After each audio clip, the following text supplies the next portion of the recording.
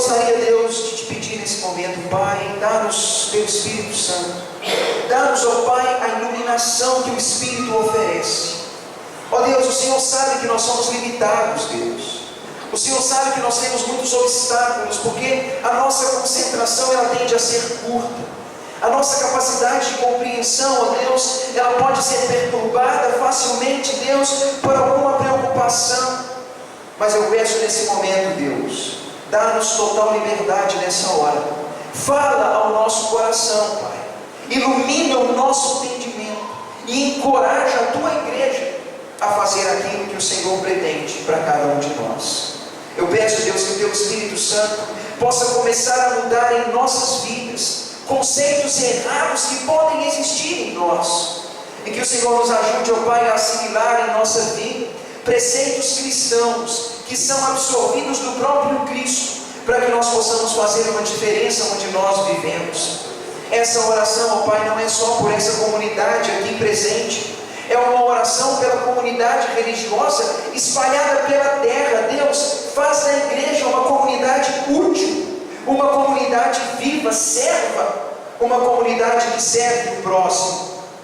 Eu te peço, Deus, usa a Tua igreja, tanto para a salvação das pessoas que estão perdidas, como também para o suprimento de necessidades que o Senhor tem nos habilitado a suprir. Eu te peço, Deus, usa a Tua igreja e forma em nós um caráter que atua em relevância. É o que te pedimos em Jesus. Amém. Por favor, irmãos, abram as Bíblias no livro de Atos, ao capítulo 17. Convido vocês a abrir a Bíblia no livro de Atos dos Apóstolos, ao capítulo 17, para o versículo 16.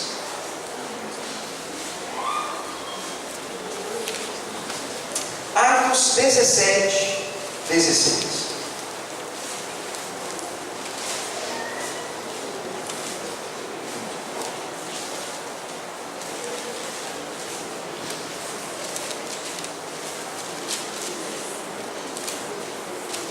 Essa palavra, irmãos, que Lucas escreve, é uma palavra que tem um contexto bastante curioso.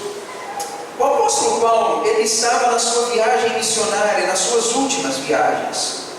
E Paulo, ele chega na cidade de Tessalônica, prega o evangelho confronta as pessoas daquela cidade. As pessoas gostaram daquela palavra, mas alguns religiosos ali, com inveja, perseguem Paulo. Paulo precisa fugir. Paulo foge para uma cidade chamada Bereia. Quando Paulo chega em Bereia, o povo de Bereia amava a Escritura. E Paulo prega o Evangelho em Bereia e o povo amou o Evangelho, gostou demais. Quando o povo de Tessalônica ouviu que o povo de Bereia estava escutando Paulo, eles vêm e começam uma perseguição ali também. E Paulo, que já tinha fugido de Tessalônica, agora tem que fugir também de Bereia. Paulo sai de Bereia e desce um pouco para a cidade de Atenas. Mas, irmãos, Paulo, quando desce para Atenas, Atenas é a capital da Grécia. É o lugar onde Platão, Aristóteles e esses homens viveram. Era um lugar culto, um lugar de ciência, de filosofia. Mas Atenas era um lugar de idolatria. Alguns historiadores chegam a dizer que era mais fácil achar em Atenas um ídolo do que achar uma pessoa. Costumavam dizer que lá havia mais de 30 mil ídolos, mais de 30 mil esculturas que eram adoradas, e que você poderia achar com mais facilidade uma escultura do que um homem. E eles assim então se dedicavam a todo tipo de Deus. Quando Paulo chega em Atenas, irmãos, ele então chega numa cidade onde havia cultura, uma cidade onde havia filosofia, mas numa cidade onde havia idolatria. Mas a cidade de Atenas já não era mais uma cidade que estava no auge, aquela coisa assim, nossa, Atenas é um lugar maravilhoso, um centro para as pessoas. Não era mais, irmãos. Atenas já estava em ruínas e decadência. Mas lá, apesar da ruína, havia algumas pessoas bem orgulhosas. Havia alguns religiosos que nós chamamos de epicureus. Epicureus, irmãos, eram certos filósofos que achavam que a vida tem uma finalidade: o prazer. O propósito da vida reside em descobrir coisas. Os epicureus viam na alegria, na felicidade, no prazer, na diversão, um objetivo. E eles então se dedicavam à busca da felicidade. Mas em oposição aos epicureus estavam os estoicos. Se epicureus viviam na busca de descobertas e satisfação, os estoicos eles eram o oposto. Eles achavam que a vida deveria ser de sacrifício, ela deveria ser de abnegação, que o homem só encontra o seu melhor quando ele se submete a sofrimentos, quando ele abre mão daquelas coisas às quais todo mundo se dedica. Eles eram mais abnegados e se sacrificavam mais. Irmãos, conseguem visualizar Atenas? Uma cidade que já foi gloriosa, mas ela agora estava em decadência ruim. Mas ela tinha ainda filosofia, tinha idolatria, tinha grupos ali ainda muito apegados às suas opiniões. E lá chega Paulo. Isso não tem como dar certo, né, irmãos? Paulo chegar num lugar desse, o que vai acontecer? Vocês vão ver. Vamos abrir nossa Bíblia. Vamos abrir. Capítulo 17, versículo 16. Em posse dessas informações, vejam o que o texto diz. Enquanto Paulo esperava Silas e Timóteo, é o que é na verdade, né, em Atenas, o seu espírito se revoltava em face da idolatria dominante na cidade. Por isso, ele dissertava na sinagoga entre os judeus e os gentios piedosos, também na praça todos os dias, entre os que se encontravam ali. E alguns dos filósofos epicureus, pensa na palavra felicidade, e os estoicos, pensam nos que se sacrificavam, eles contendiam, debatiam com Paulo, e alguns até perguntavam: o que quer dizer esse tagarela? Outros diziam: parece pregador de estranhos deuses, pois pregava a Jesus e a ressurreição. Então, pegaram Paulo, levaram ele ao Areópago, que era uma espécie de teatro, dizendo: poderemos saber que nova doutrina é essa que você ensina? Porque você tem trazido até nós coisas estranhas. Então queremos saber do que isso se trata.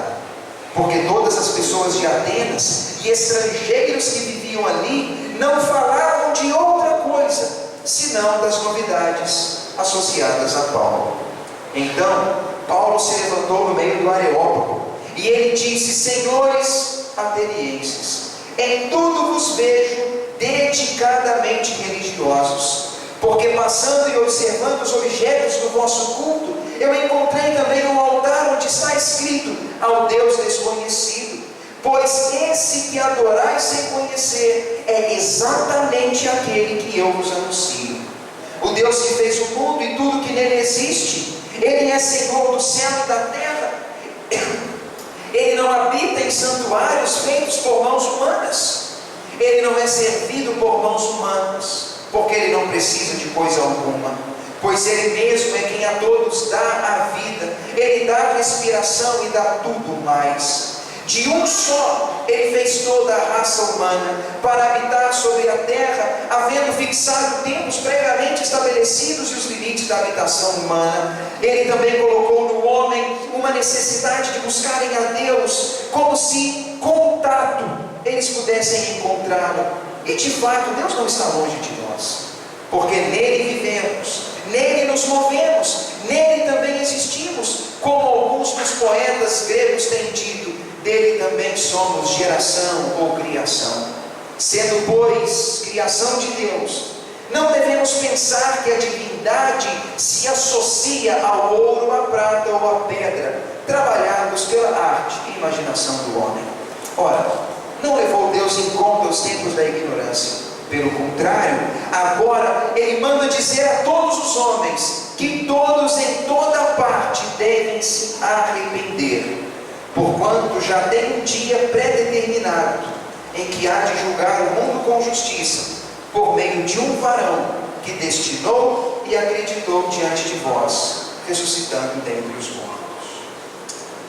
Essa passagem, irmãos, ela se concentra nesse cenário que eu apresentei. Paulo chega a Atenas fugindo de perseguição. Atenas tinha cultura, filosofia, mas tinha também idolatria. E quando Paulo chega na cidade de Atenas, ele começa então a andar de lugar em lugar. Paulo não pode ficar contido, retido em um lugar fechado, muito pelo contrário. Paulo não tinha medo dos seus perseguidores. E Paulo, irmãos, quando chega em Atenas, ele não usa daquele artifício de, fugi de Tessalônica, fugi de Bereia, cheguei em Atenas, vou achar um esconderijo, fico preso no esconderijo aqui, para que ninguém me ache e faça mal. Muito pelo contrário, Paulo não faz isso. Quando chega em Atenas, irmãos, Paulo começa a fazer alguns passeios pela cidade. Ele anda de lugar em lugar. E eu posso imaginar a cena, irmãos. Paulo vendo estátuas, Paulo vendo ídolos, Paulo vendo ali estátuas de Zeus e daqueles outros deuses de Diana, de Assar, um monte de deuses lá, né? De Diana, de aquelas deuses Afrodite, não sei mais o que lá. E ele vendo tudo aquilo, presenciando aquele cenário, Paulo andando naquele meio. Mas irmãos, cuidado, não era apenas adorno, não era apenas estética, coisa para embelezar a cidade, muito pelo contrário, eram altares de adoração. E Paulo sabia que os homens adoravam aqueles deuses em formas de escultura. Quando Paulo começa a andar e ver tudo aquilo, ele começa a sentir dentro de si uma frustração muito grande. Paulo começa a se sentir revoltado. Ele começa a se sentir indignado, angustiado, triste, oprimido. Quando ele começa a ver tudo aquilo, o coração de Paulo, ele começa a sofrer. Irmãos, ele começa a sofrer por aquilo que vê. E ele não pode ficar quieto. Paulo começa a ir na sinagoga. Paulo começa a ir nas praças. Paulo começa a buscar as pessoas. E ele começa a falar do nome de Jesus. Observe que quando Paulo encontra aqueles homens, Paulo então não está preocupado com os ídolos. Paulo não está preocupado com os epicureus. Paulo não está preocupado com os estoicos. Paulo não está preocupado com a filosofia. Paulo está preocupado em uma única coisa. E essa coisa é falar do Jesus morto e ressuscitado. Quando Paulo começa a falar de Jesus e da ressurreição, aqueles homens se sentem estimulados, curiosos. Eles convidam Paulo a uma espécie de teatro. Paulo se põe no meio e é convidado a falar. Imaginem, irmãos, não pode haver para um pregador coisa melhor do que essa. Alguém te convidar, te colocar no meio delas e dizer: ensina-nos isso que você está falando. Paulo então fala de Deus. Paulo fala da criação.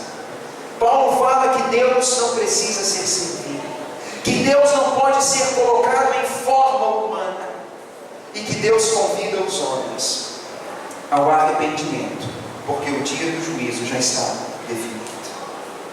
Sabe de uma coisa, irmãos?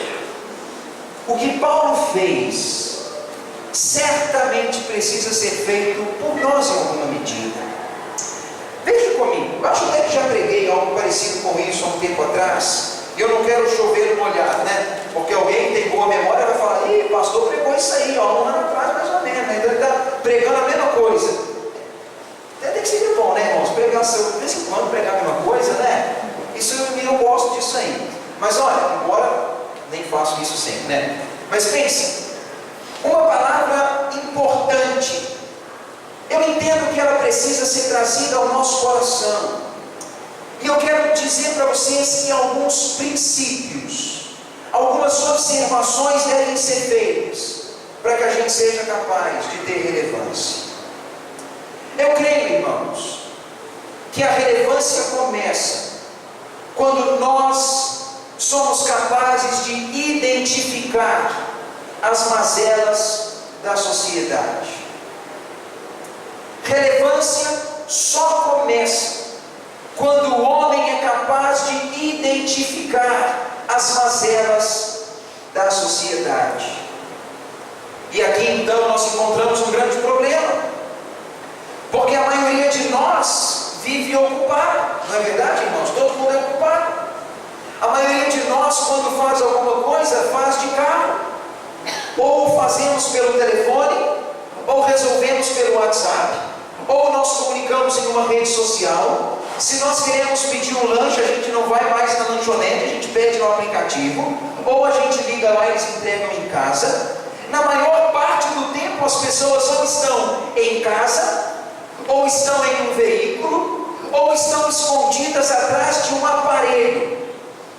E de maneira geral, irmãos, pode ser que nós não estamos na sociedade com uma mentalidade, com uma disposição capaz de assimilar necessidades que a sociedade tem. Provavelmente, irmãos, nós andamos em certas ruas e não vemos pessoas ali dormindo. Provavelmente nós andamos na rua e não notamos pessoas que choram. Provavelmente nós andamos na rua e não observamos atos de violência, atos de crueldade.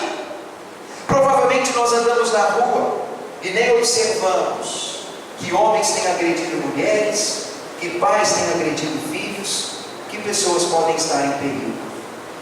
Há poucos dias atrás, eu já comentei aqui nos corredores da igreja com algumas pessoas. Fiquei indignado quando vi aquele episódio aqui no Rio de Janeiro, quando o segurança do Extra sufoca e mata o menino. Bem, se o menino é criminoso ou não, isso não é da minha conta.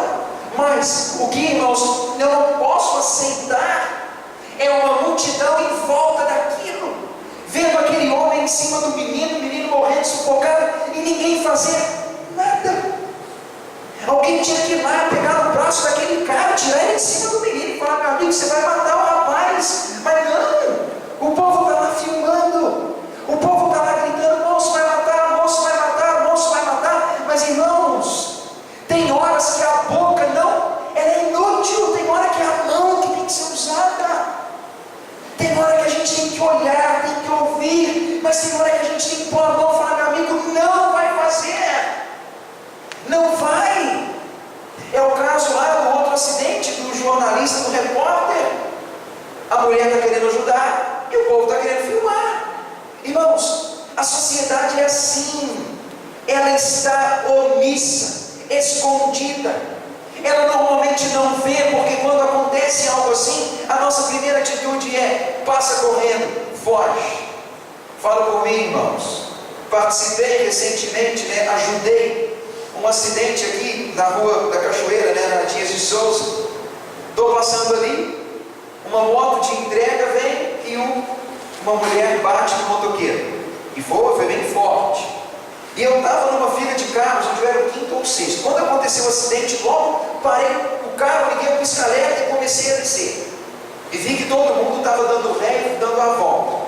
A mulher que participa do acidente, ela ficou muito confusa. Ela não sabia o que fazer.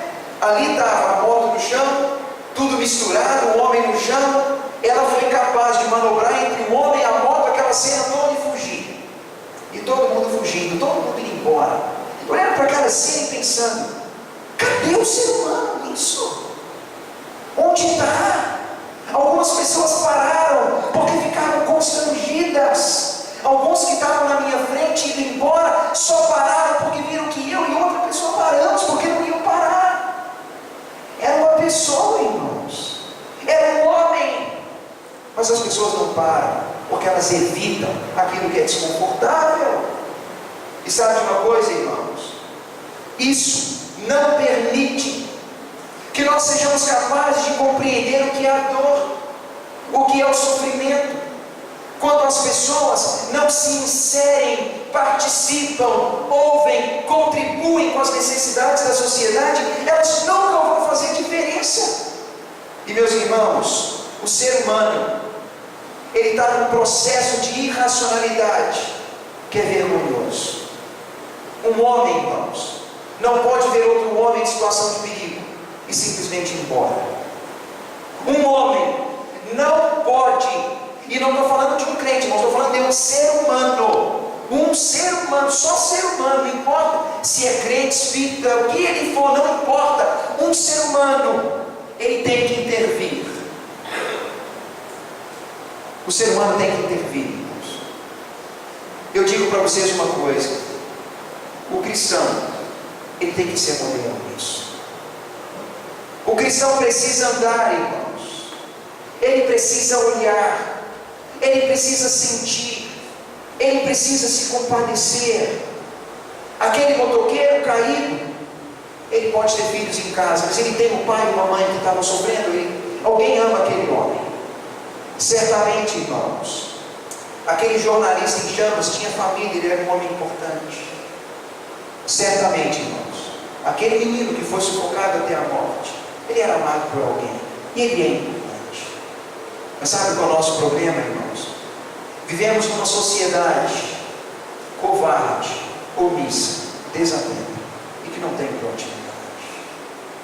Irmãos, eu gostaria de dizer a vocês o seguinte: sejam conhecidos pela capacidade de sentir, sejam conhecidos pela capacidade de se envolver emocionalmente, sejam capazes, irmãos, de andar em volta e ser capaz de se importar com aquilo, como Jesus Cristo fazia.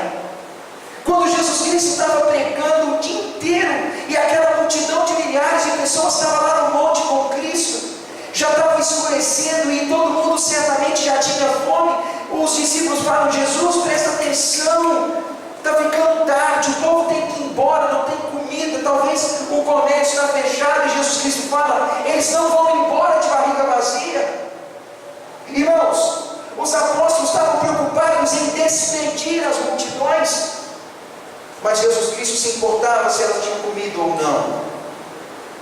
E Jesus Cristo multiplica pães, e aqueles homens vão embora para casa de barriga cheia, e muita comida sobrou, que certamente abasteceu outras pessoas que precisavam. Quando Jesus Cristo está entrando na cidade, tem lá uma mulher ali no cortejo fúnebre do seu filho. A mulher está chorando, o filho único dela, ela já era uma viúva, já não tinha marido, certamente o filho é tudo que tem. Ela está ali chorando, e o esquife do menino sendo levado, e Jesus Cristo olha para ela, e o que Jesus Cristo vê, irmãos? Jesus Cristo poderia simplesmente olhar e dizer: eu criei o mundo, já vi muitas mortes e muitos nascimentos, isso é normal, como a gente fala. Jesus Cristo vê aquela mulher chorando, e sabe o que ele faz? Ele se compadece, ele vai até a mulher, ele chega até ela e fala: mulher, não chora. Ele consola a mulher, irmãos. E Jesus Cristo, ele é o doador da vida, a morte está no controle dele, ele sabe o que é isso, mas ele se compadece quando ela chora. Quando Jesus Cristo chega lá em Betânia, Maria e Marta estão chorando porque Lázaro morreu. Jesus Cristo, quando chega lá, o que a palavra diz, irmãos? Jesus chorou também por causa de Lázaro. Meus irmãos, os grandes homens da história se envolviam com pessoas, homens de destaque, homens e mulheres relevantes se envolvem. É por isso que a Madre Teresa de Calcutá é famosa, porque ela foi lá e se envolveu. É por isso que homens missionários que cruzaram oceanos para pregar o Evangelho têm um renome, porque eles se envolveram. Mas sabe o que acontece com a gente, irmãos? A gente não envolve com nada, não envolve com nada, e quando o problema é com a gente fica bravo porque outro não envolveu no meu problema. É o que acontece, ninguém se envolve no problema de ninguém. Aí quando eu estou passando um problema, eu falo: pastor me visitou, irmão da igreja me visitou, o fulano me visitou, o meu vizinho me visitou. Mas irmãos, pare para pensar. Nós estamos numa sociedade onde o povo só está colhendo o que planta mesmo. É preciso, irmãos, acabar com essa cultura dessa covardia, e que a gente possa, irmãos, andar por aí, que a gente possa ver a idolatria, que a gente possa ver o sofrimento, e à medida em que a gente vê, que a gente possa se envolver, irmãos. Mas você vai dizer: pastor, eu não tenho condição de fazer tudo sozinho. Sabe de uma coisa, irmãos? Nós podemos ser cabeça de grandes movimentos. Nós podemos ser a mente que vai dar início a um grande movimento.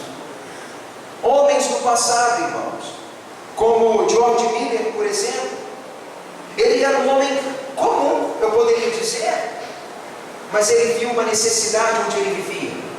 Muitas crianças não tinham onde morar, e George Miller identifica na sua sociedade uma necessidade grande.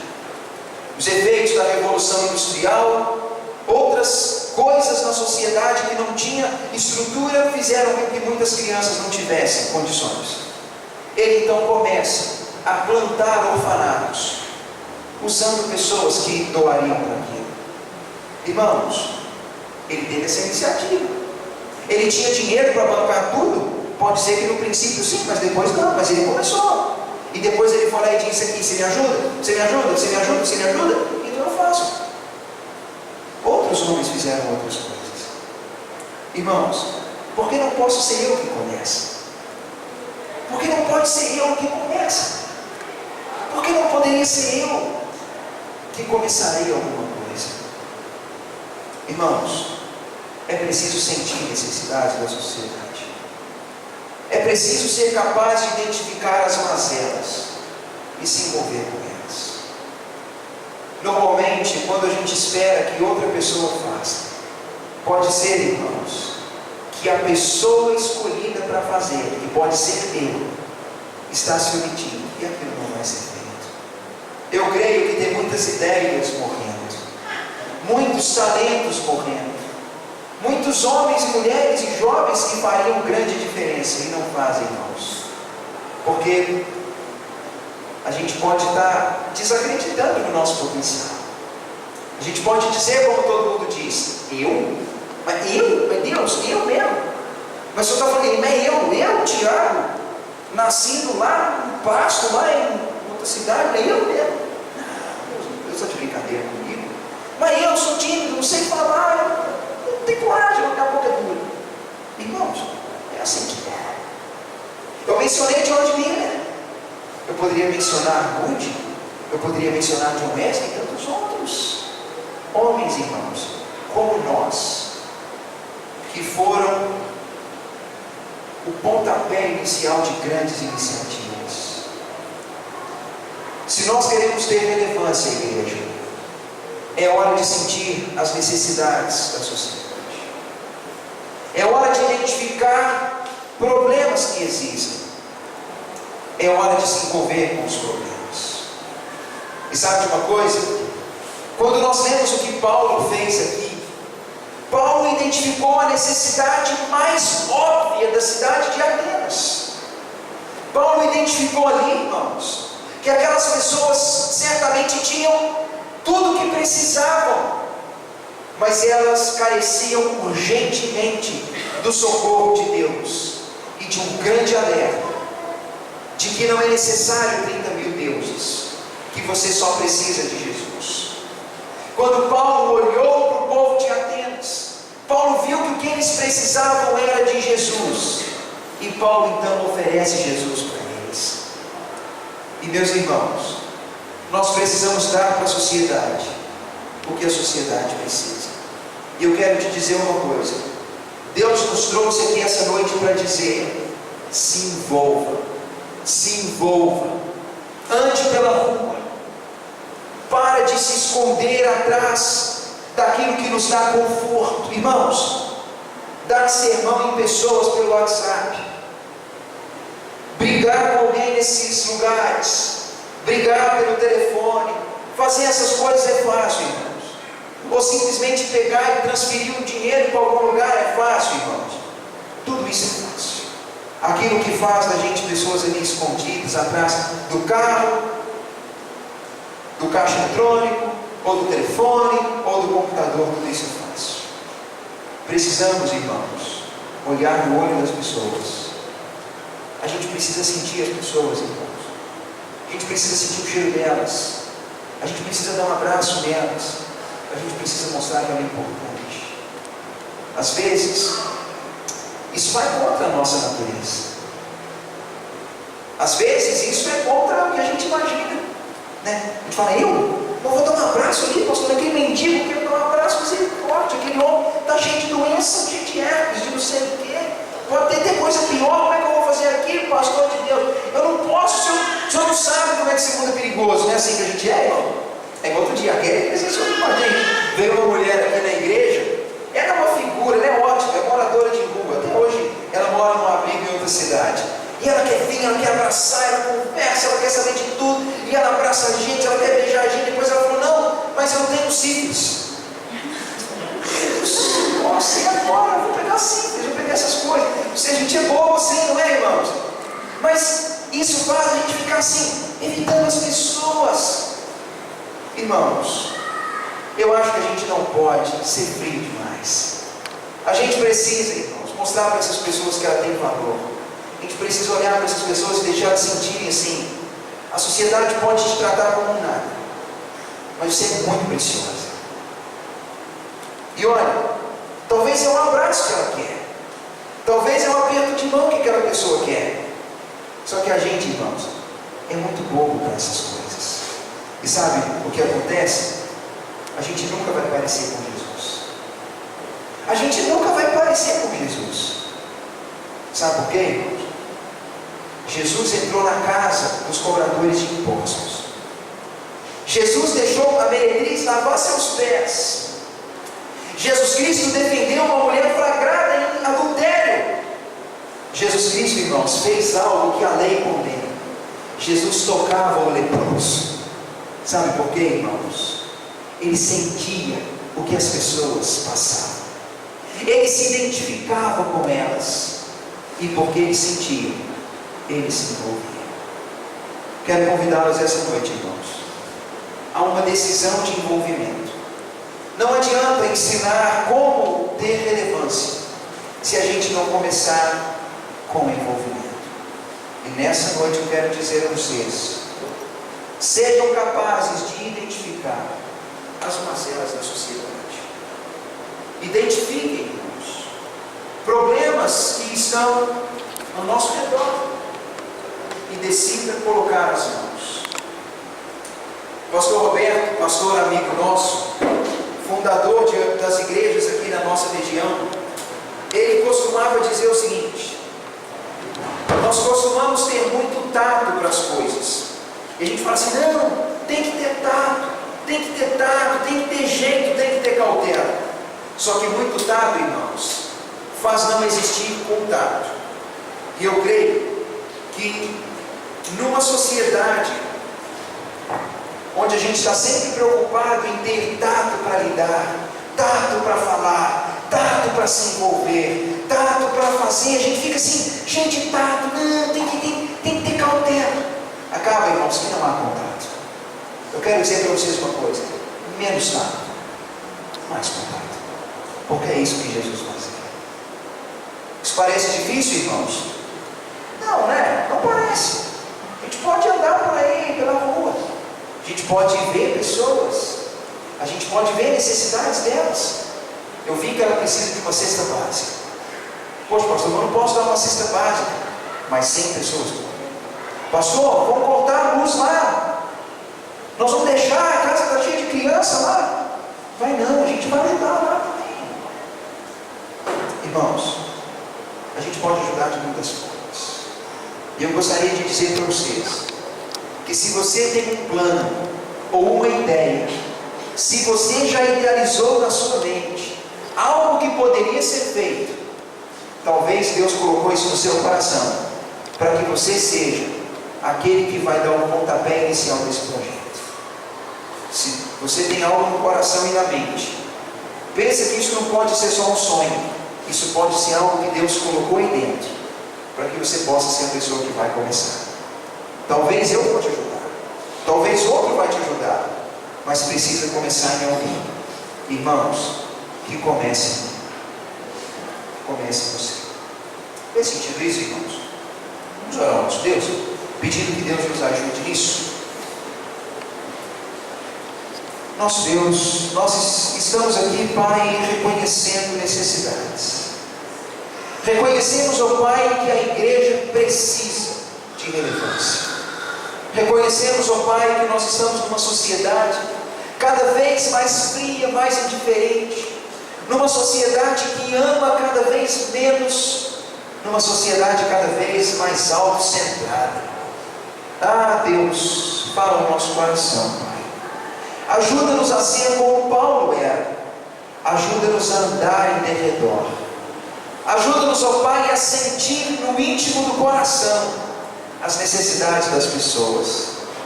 Ajuda-nos a nos envolver. Ajuda-nos a ser como Jesus, Pai. Ajuda-nos a amar aqueles que são desprezados. Ajuda-nos a derramar algumas lágrimas, Deus, com aqueles que choram. Dá-nos, ó Deus, o mesmo Espírito que houve nos homens de relevância. E dá, ó Pai, não apenas a nós aqui, mas a toda a Tua igreja. Planta no nosso coração, ó Pai, um desejo, um constrangimento, para que sejamos pessoas úteis na sociedade. Limpa do meio da Tua igreja, Pai, a mentira de que pode-se servir Deus e não servir o próximo. O serviço a Deus reside no serviço ao próximo. Ensina-nos isso, Pai, e ajuda-nos a identificar necessidades, para que possamos suprir necessidades. É o que te pedimos em nome de Jesus. Amém.